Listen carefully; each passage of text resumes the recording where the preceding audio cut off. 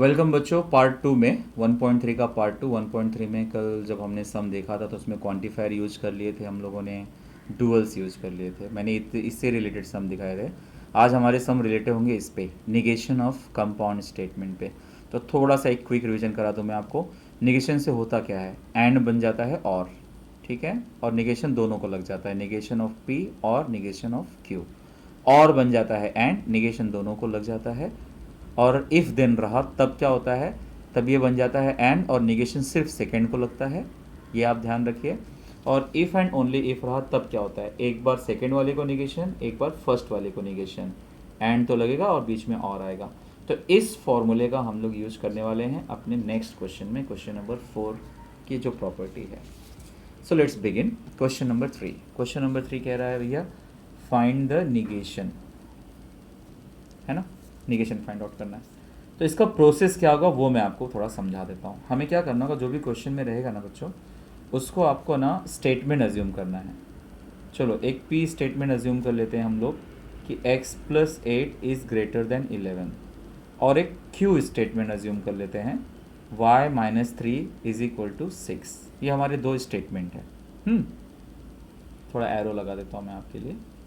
Okay, अच्छा, अब इनके बीच में क्या है हमारे पास, और है, यानी कि हमारा जो गिवन स्टेटमेंट है वो ये है, P और Q। अब इसका निगेशन फाइंड आउट करना है। तो इसका मतलब कि निगेशन ऑफ P और Q फाइंड करना है। तो वो क्या होगा, वो होगा negation of P and negation of Q। ये हमारा एज पर फॉर्मूला होगा।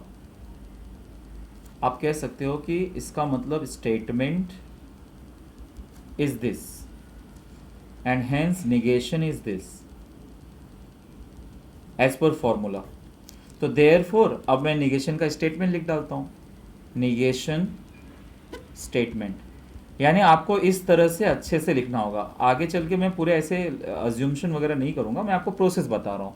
प्रोसेस क्या रहेगा फिर से सुन लो। जो भी दो स्टेटमेंट रहेगा आइडेंटिफाई करो और पहचानो कि एक्चुअली स्टेटमेंट क्या है, फिर फॉर्मूला लगा दो निगेशन का, और फिर उसके बाद उसका मतलब लिखो। अब मतलब क्या होगा, ये तो मेरा ओरिजिनल क्वेश्चन ही था, अब आंसर ये है ना, negation of P and negation of Q. तो इसका मतलब देखो मेरा क्या था, x + 8 इज ग्रेटर देन 11। सो इसका मतलब x + 8 अगर वो ग्रेटर था तो इसका मतलब उसका निगेशन होगा कि लेस देन 11, या फिर इक्वल भी हो सकता है। ठीक है, x + 8 इज लेस, जैसे ग्रेटर था तो उसका ऑपोजिट होगा लेस और इक्वल। अच्छा, और की जगह पे क्या आ जाएगा, एंड आ जाएगा।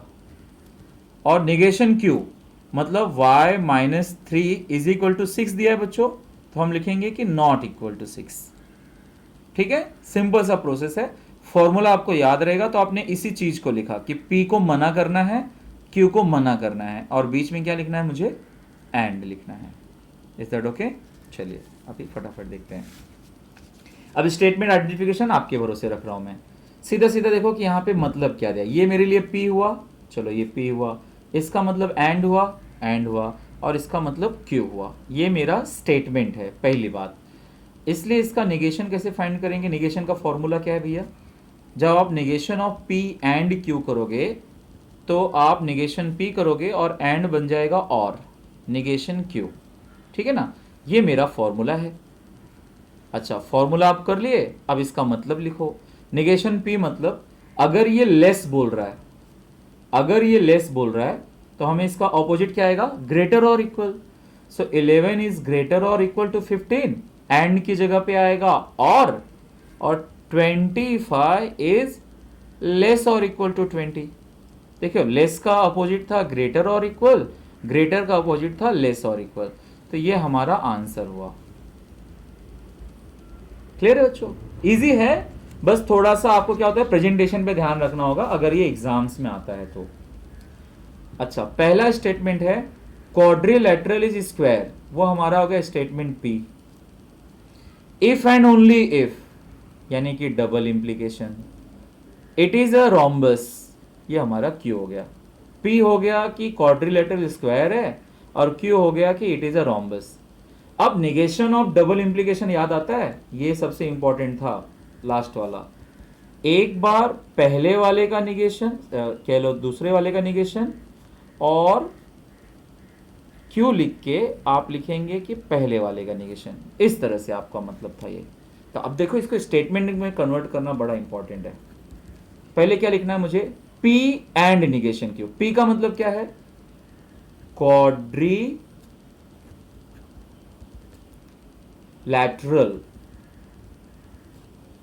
is a square, इसका मतलब क्या है, and negation Q, it is not a rhombus. ये पहला हिस्सा हो गया बच्चों, ठीक है, ये पहले ब्रैकेट का मीनिंग हो गया। उसके बाद क्या लिखना है, और, तो बड़ा सा और लिख डालो। अब दूसरे ब्रैकेट का मतलब लिखिए, क्यू। क्यू का मतलब it is rhombus, it is rhombus and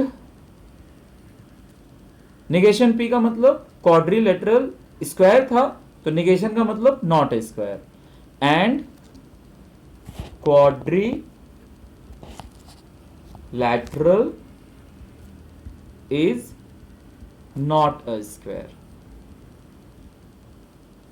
यानी आपको रूल पता रहा तो आप स्टेटमेंट भी अच्छे से लिख पाओगे।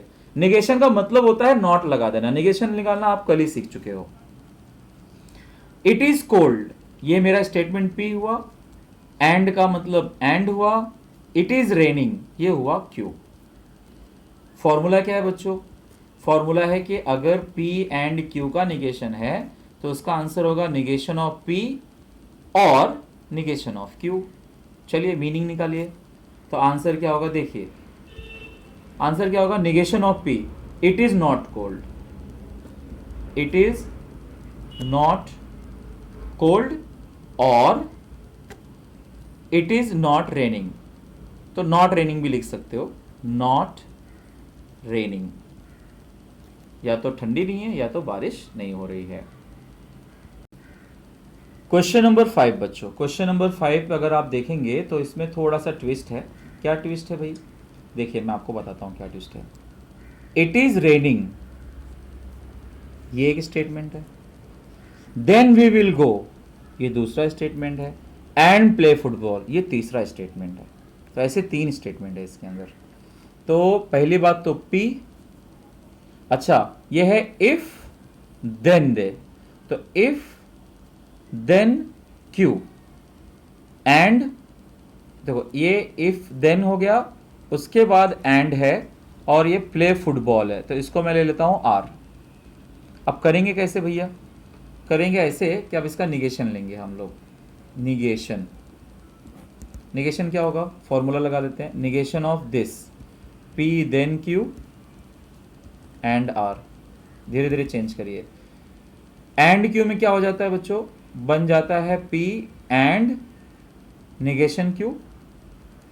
ये जो एंड है ये बन जाएगा और ये हो जाएगा आर, ठीक है, और ये और भी बन जाएगा, और ये निगेशन ऑफ आर भी हो जाएगा, क्योंकि चेंज भी होगा प्लस दूसरे को निगेशन भी लग जाएगा। इसको निगेशन लगा तो ये हुआ, इसको निगेशन लगा तो ये हो गया। तो अब इसको आप स्टेटमेंट में कैसे बदलोगे, देखो बड़ा सिंपल है भैया, सॉल्यूशन देखिए। पी का मतलब it is raining, it is raining, done. And अच्छा निगेशन क्यू, पहले क्यू का मतलब क्या था, we will go, and we will not go, ठीक है। उसके बाद लिख रहा है और, तो लिखिए और। निगेशन आर, आर का मतलब था प्ले फुटबॉल, निगेशन आर का मतलब और नॉट प्ले फुटबॉल। तो जैसे जैसे आपको दिख रहा है निगेशन लग रहा है, आप नॉट लगाते चले जाइए, स्टेटमेंट को आप लिखते चले जाइए। स्टार्टिंग में आप पहचान के रखेंगे 3 स्टेटमेंट्स क्या क्या हैं। Okay next, √2 is a rational number, ये बड़ा ही इजी है, इसका निगेशन तो आप डायरेक्टली कर सकते हो। जैसे कि अगर कोई स्टेटमेंट P है तो उसका निगेशन करना होगा तो हम निगेशन ऑफ P लिखेंगे, बस इतनी सी बात है। यानी कि इसका आंसर होगा कि √2 is not a rational number. तो ये बहुत ज़्यादा इजी था उनके मुकाबले, डन, कोई बात नहीं। All natural numbers are whole number, ये भी एक स्टेटमेंट है बच्चों, तो बहुत इजी होता है। जैसे all natural numbers are whole number, तो मैं डायरेक्टली बता दूं आपको, अभी अभी इसका आंसर क्या होगा, all natural numbers are not whole number. अब ये ट्रू है फॉल्स है वो अलग विषय है, सीधा सीधा निगेशन लिखना है मुझे, आर नॉट होल नंबर्स। हो गया। स्टेट कैसे लिखोगे, let P is equal to this, therefore इसका निगेशन होगा negation of P and therefore the answer. Good. अब ये थोड़ा सा सिंबॉलिक आ गया, कल आपने पहचाना सीखा था, ये क्या है, उल्टा है, इसको बोलते हैं for all n which belongs to capital N. Capital N का मतलब क्या हो बच्चों, natural number. N square plus n plus two is divisible by 4। ठीक है, वो ट्रू है कि फॉल्स हो जाने दो। निगेशन कैसे लिखते हैं, निगेशन लिखने का तरीका ये है बच्चों, ऑल की जगह पे आप लिखोगे there exist n which belongs to natural number and n square plus n plus two is not, बस यहां पे नॉट आ जाएगा। देखो, फॉर ऑल की जगह पे देयर एग्जिस्ट आ गया, और जो स्टेटमेंट सिंपल था उसकी जगह पे नॉट आ गया, नॉट डिविजिबल बाय 4। ओके, हाँ क्वेश्चन में था। ओके, अगर देयर एग्जिस्ट है तो देयर एग्जिस्ट की जगह पे क्या आएगा, फॉर ऑल, उसका ऑपोजिट। ठीक है, for all x which belongs to N such that x minus 17 less का ऑपोजिट क्या होगा, ग्रेटर और इक्वल 20। तो ये भी एक सिंपल तरीका है बच्चों, फॉर ऑल की जगह पे देयर एग्जिस्ट आएगा, देयर एग्जिस्ट की जगह पे फॉर ऑल आ जाएगा। Is that clear? ठीक है, अगला क्वेश्चन हमारा है right converse, inverse and contrapositive. बहुत ही इजी है, इससे पहले मैं आपको वो उस दिन का फॉर्मूला याद बता दूं, कल का ही। देखिए, कन्वर्स, इनवर्स और कॉन्ट्रापॉजिटिव या कॉन्ट्रापोजिशन का मतलब क्या होता है। अगर स्टेटमेंट P देन Q है तो कन्वर्स होगा Q देन P। इनवर्स क्या होगा, negation P then negation Q, और कॉन्ट्रापोजिशन होगा इसी का उल्टा, negation Q and negation P। कैसे यूज करते हैं वो मैं आपको धीरे धीरे बता देता हूँ। देखिए, जैसे मैंने इसी ऑर्डर में भी लिख डाला है। जैसे वो कह रहा है कि ये क्वेश्चन जब भी आएगा बच्चों इफ देन रहेगा, ये कंफर्म है। कन्वर्स, इनवर्स, कॉन्ट्रापोजिशन सिर्फ इफ देन में होता है। तो पहला मेरा पी स्टेटमेंट क्या है, पी स्टेटमेंट कहता है कि x is less than y।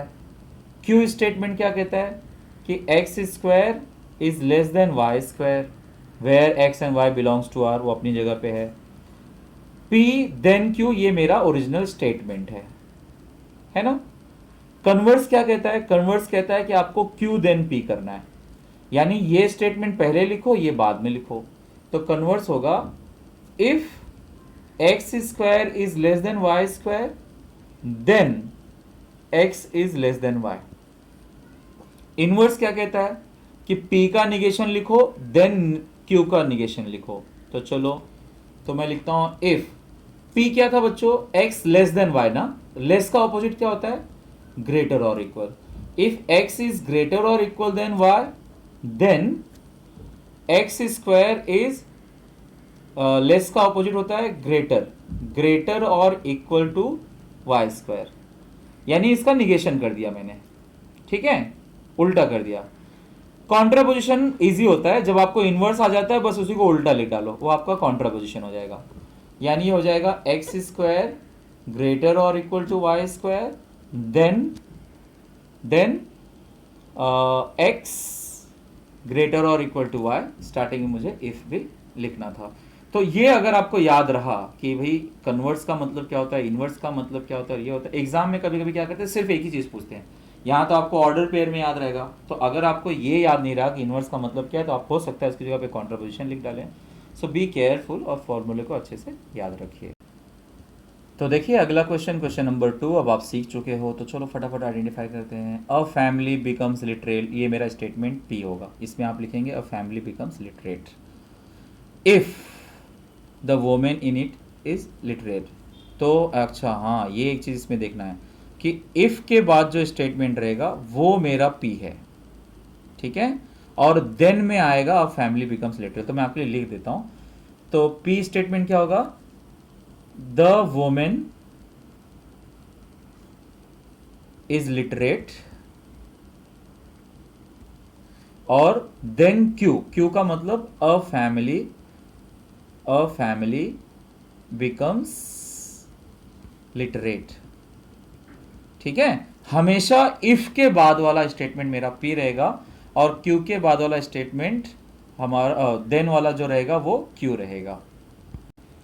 तो आपने पी और क्यू अगर सही से पहचान लिया, पी पहचानने के लिए हमेशा गांठ बांध कर लीजिए इफ के बाद वाला। अच्छा, पहला काम क्या भैया, अब मैं आपको सिर्फ बता रहा हूं, पहला काम है कन्वर्स क्यू देन पी। तो आप क्या लिखोगे, पहले क्यू लिखोगे ना, आप लिखोगे if a family becomes literate then the women is literate. बस पहले क्यू लिखोगे, बाद में पी लिखोगे। इनवर्स में क्या लिखोगे आप, negation P then negation Q. तो भैया आप लिखोगे if the women is not literate या इलिटरेट लिख डालो, then a family does not become literate. मतलब नॉट लगा दोगे तो आपका वो हो जाएगा।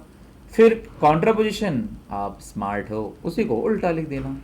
ठीक है, सो आप इस तरह से इसका कन्वर्स, इनवर्स और कॉन्ट्रापोजिशन लिख सकते हो।